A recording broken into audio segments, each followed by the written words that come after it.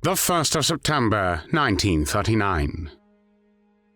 Nazi Germany invades Poland, which marks the beginning of the Second World War. In May of the following year, the Germans establish Auschwitz concentration camp, located around 60 kilometers west of Krakow. The direct reason for the establishment of the camp is the fact that the mass arrests of Poles are increasing beyond the capacity of existing local prisons. In October 1941, the Nazis begin construction of Birkenau, which will become the largest of more than 40 camps and subcamps making up the Auschwitz complex.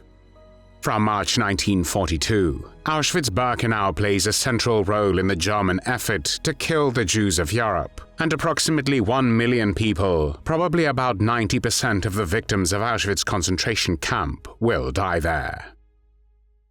When on the 27th of January 1945, the Red Army enters Auschwitz, the Soviet soldiers liberate more than 7,000 surviving inmates who are mostly ill and dying. The unspeakable conditions the liberators confront shed light on the full scope of Nazi horrors. One of the main perpetrators of these atrocities is the Auschwitz camp commandant, Rudolf Höss. Rudolf Franz Höss was born on the 25th of November 1901 in the town of Baden-Baden, then part of the German Empire. Höss was raised in a devout Catholic household. His father, Franz Xaver Höss, was a former soldier-turned merchant who imposed strict discipline, hoping his son would enter the priesthood.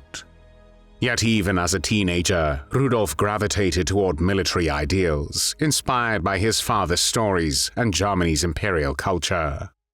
When the First World War broke out in July 1914, he left school early, reportedly volunteering in the cavalry. His own later account suggested he served in the Middle East, fighting alongside Ottoman forces. There is some doubt about his claims, but there is no question that the war experience shaped Höss's worldview. Following Germany's defeat in 1918 and the end of the First World War, Höss drifted into right-wing paramilitaries. He joined the Freikorps Rossbach, a unit operating in the chaotic post-war environment, clashing with leftist revolutionaries and Polish forces in the border regions in Silesia and the Baltic area. During one incident in 1923, he participated in the murder of a local schoolteacher, Walter Kadow, an act that led to a 10-year prison sentence for manslaughter. Thanks to an amnesty, Höss was released in 1928, having served roughly 5 years. In August 1929, Rudolf Höss married Hedwig Hensel, and they had 5 children. The start of Höss's formal journey into National Socialism came when he claimed to have joined the Nazi Party as early as 1922, though membership records are questionable. What is certain is that by the time Adolf Hitler seized power in January 1933, Höss was an enthusiastic supporter. He served in various paramilitary roles, eventually joining the SS in 1934.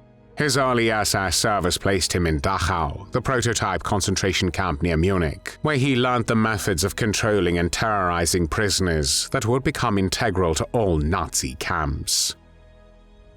From his time in Dachau, in 1938 Höss transferred to another concentration camp, Sachsenhausen, as an adjutant to the camp commandant. He was soon promoted to a more direct supervisory role, including the oversight of executions. In these formative years, Höss won the admiration of his superiors by demonstrating a willingness to enact repressive measures swiftly and by following orders without question.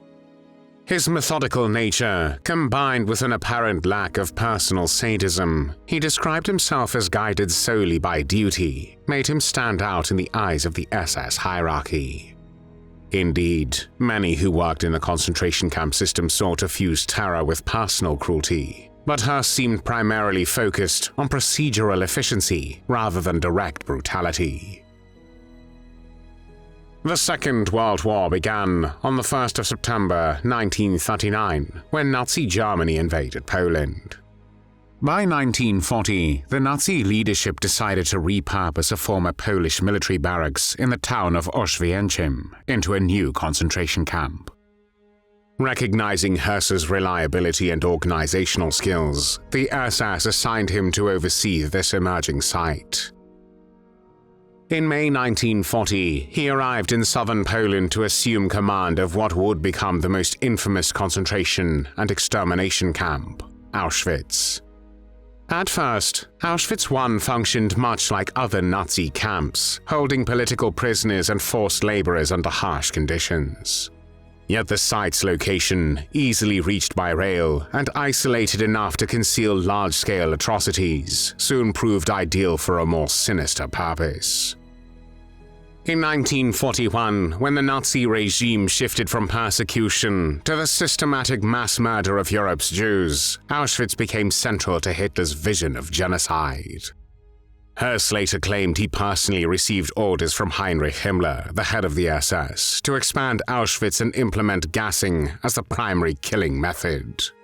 Though the details remain subject to debate, there is agreement that Höss oversaw the planning and construction of new facilities, such as Auschwitz-Birkenau, with large gas chambers and crematoria, capable of murdering thousands of people each day.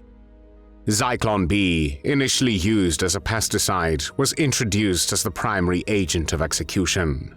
Under Höss's command, the SS developed a highly choreographed system. Victims were told they were going to shower, then herded into large chambers, locked inside, and poisoned by gas. Their corpses were subsequently burned in nearby crematoria. During 1942 and 1943, the camp's killing capacity skyrocketed. Transports arrived from across all of German-occupied Europe, from France, the Netherlands, Slovakia, Greece, and especially Poland. By the time Höss left direct command of Auschwitz in late 1943, hundreds of thousands had perished. A large portion of these victims were Jews, but significant numbers of Poles, Roma people, Soviet prisoners of war, and other groups the Nazis deemed undesirable also lost their lives. After the war, Höss described himself as an obedient functionary, carrying out what he believed were necessary orders to protect Germany. He claimed no personal hatred toward the individuals he condemned, insisting he was motivated by duty to the Führer. In practice, his managerial style was devastatingly efficient. From ensuring the supply of Zyklon B to orchestrating the disposal of bodies, Höss treated genocide as a logistical problem to be solved, forever establishing him as a defining figure of modern bureaucratic evil. In November 1943, as Auschwitz expanded its killing operations, SS authorities reorganized the camp structure. Höss was transferred, also because of large problems with corruption within the camp structures, to Berlin to the SS administrative headquarters for all concentration and extermination camps. There he helped coordinate the broader concentration camp network, ensuring that the system of forced labor, torture, and mass execution kept functioning. However, he returned to Auschwitz briefly in May 1944 for the so-called Hungarian Action, when during 8 weeks from the 15th of May to the 9th of July 1944, the Nazis deported about 420,000 Hungarian Jews to Birkenau. Once again, Höss's precise oversight and logistical planning facilitated the swift murder of countless people. This period, from mid-1944, saw some of the highest daily death tolls the camp ever recorded. About 100,000 Jews from Hungary were selected for forced labor at Auschwitz, and the remainder, approximately 330,000 Jews, about 75%, were murdered in the gas chambers upon arrival. The victims included men, women, and children. This was the deadliest period at Auschwitz-Birkenau. By early 1945, with the Red Army advancing rapidly from the east, the Nazis began evacuating Auschwitz. Tens of thousands of prisoners were forced to march to their death on long marches during the harsh winter. At that time, Höss was working at Ravensbrück concentration camp, which became his final posting. After the completion of the gas chamber there, Höss coordinated the operations of killing by gassing in the camp, which was created exclusively for female prisoners. In the final days of the war, Höss tried to avoid responsibility for his actions. He fled, adopting a false identity as Franz Lang, a Navy non-commissioned officer. For several months, he avoided detection, living quietly on a farm in northern Germany. His wife and children, abandoned in a small town, endured repeated interrogations by Allied forces. Eventually, in March 1946, British investigators located Höss when they threatened to deport his eldest son to the Soviet Union if his wife withheld information about his whereabouts. Höss was captured on the 11th of March 1946. He was transferred to British custody and soon found himself at the center of post-war justice proceedings. Höss was interrogated extensively, first by British intelligence officers, then by the Allies at Nuremberg, where he appeared as a witness in the trials against major Nazi war criminals. His testimonies also shocked many of the defendants who had served the Nazi regime. With disconcerting calm, Höss explained the day-to-day operation of Auschwitz, recounting how hundreds of thousands were killed by gas, shot, or worked to death. In a chilling, matter-of-fact tone, Höss confirmed the industrial process of mass extermination, describing how entire transports of Jews were exterminated upon arrival. His remarks left an unforgettable impression on prosecutors, journalists, and spectators. Here was a man who admitted to orchestrating one of history's greatest atrocities, yet displayed minimal visible remorse. Following his appearances at Nuremberg, Höss was extradited to Poland.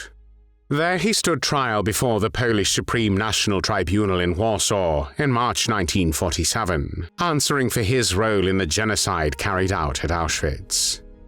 This proceeding placed Höss face-to-face with Polish prosecutors and also surviving camp prisoners. Over the course of a few weeks, the tribunal meticulously anatomized his command at Auschwitz, his awareness of ongoing crimes, and his personal responsibility. While Höss offered some measure of cooperation, describing details of mass murder, he continued to assert that he merely followed orders.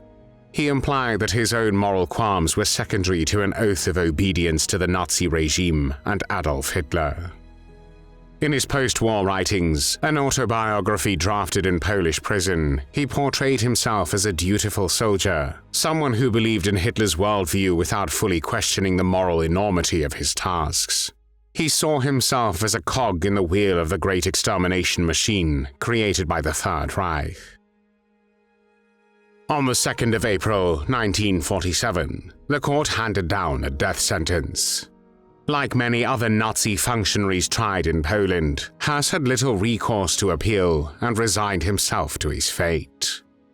Höss, who during his reign of terror at Auschwitz oversaw the murder of hundreds of thousands of people, spent his final hours in relative calm, receiving a last confession from a Catholic chaplain, despite having left the church as a younger man. At the request of former camp prisoners, the execution was carried out in Auschwitz, the camp he once commanded. On the 15th of April 1947, Höss was taken to the former Auschwitz-Birkenau camp in Auschwitz to the Commandant's office building. However, the angry crowd waiting outside, which included many former prisoners of the camp, pressed forward, and there was fear that mob justice might be taken. The planned procedure was halted, and Höss was returned to his cell in the basement of the building, while the soldiers pretended to drive him away. However, Höss did not escape justice. His execution, which took place on the following day, on the 16th of April 1947, was held publicly and became a theater of horror. Approximately 100 people, among them a small group of officials and witnesses, survivors among them, gathered to witness the execution of a man who turned Auschwitz into one of history's greatest machines of death. For many of these onlookers, the moment was filled with a grim sense of retribution. The man who had once presided over a kingdom of death would now face the penalty for the atrocities committed under his watch. In his last words, the 45-year-old Höss sent his greetings to his wife and children. He also asked the Poles for forgiveness. When the trapdoor on the gallows was released, the man behind Auschwitz's killing apparatus met his end on the same soil he had once turned into a factory of destruction. His corpse was cremated, and the ashes scattered in a nearby river. While overshadowed by men like Heinrich Himmler and Adolf Eichmann, Rudolf Höss is an important figure for understanding how ordinary bureaucracy can enable incomprehensible cruelty. His life underscores how the Nazi system was built not just on fiery demagogues, but also on disciplined, middle-ranking officials who quietly greased the wheels of genocide. There were no tears shed for Rudolf Höss.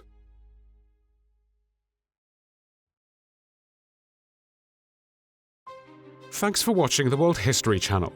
Be sure to like and subscribe, and click the bell notification icon so you don't miss our next episodes. We thank you, and we'll see you next time on the channel.